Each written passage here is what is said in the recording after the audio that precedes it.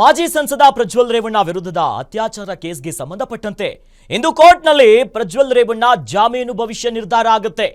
ಪ್ರಜ್ವಲ್ ರೇವಣ್ಣ ಜಾಮೀನು ಆದೇಶವನ್ನ ಪ್ರಕಟಿಸಲಿದೆ ಕೋರ್ಟ್.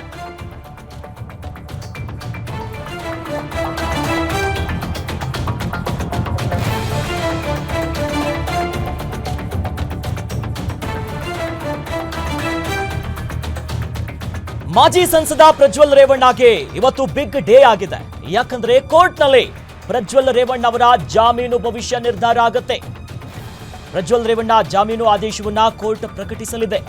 ಹೊಳೆನರಸೀಪುರ ಟೌನ್ ನಲ್ಲಿ ಏನು ಆ ಠಾಣೆಯಲ್ಲಿ ದಾಖಲಾಗಿತ್ತಲ್ಲ ಪ್ರಕರಣ, ಆ ಪ್ರಕರಣ ಸಂಬಂಧ ಜಾಮೀನನ್ನ ಕೋರಿ ಅರ್ಜಿಯನ್ನ ಸಲ್ಲಿಸಿದ್ದಾರೆ ಪ್ರಜ್ವಲ್ ರೇವಣ್ಣ ಅವರು. ವಿಚಾರಣೆಯನ್ನು ನಡೆಸಿ ಆದೇಶವನ್ನ ಕಾಯ್ದಿರಿಸಿತ್ತು ಸ್ಪೆಷಲ್ ಕೋರ್ಟ್.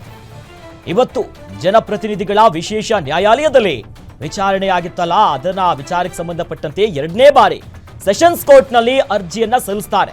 ಹೈಕೋರ್ಟ್ ಸೂಚನೆಯ ಮೇರೆಗೆ ವಿಚಾರಣಾ ನ್ಯಾಯಾಲಯದಲ್ಲಿ ಅರ್ಜಿ ಆಗಿತ್ತು. ಅರ್ಜಿ ಸಲ್ಲಿಸಿದಂತ 10 ದಿನಗಳಲ್ಲಿ ಬೇಲ್ ನಿರ್ಧಾರವನ್ನ ಇವತ್ತು ಕೋರ್ಟ್ ಏನನ್ನೋದನ್ನ ತೀರ್ಪು ಕೊಡಲಿದೆ. ವಿಚಾರಣೆಯನ್ನ ಪೂರ್ಣಗೊಳಿಸಿ ಇವತ್ತು ಆದೇಶವನ್ನ ನೀಡಲಿದೆ. ಆ ಮೂಲಕವಾಗಿ ಮತ್ತೆ ಜೈಲ ಬೇಲ ಒಂದು ರಿಲ್ಯಾಕ್ಸೇಷನ್ ಸಿಗುತ್ತಾ ಅನ್ನೋದಿನ್ನೇನು ಗೊತ್ತಾಗಬೇಕು.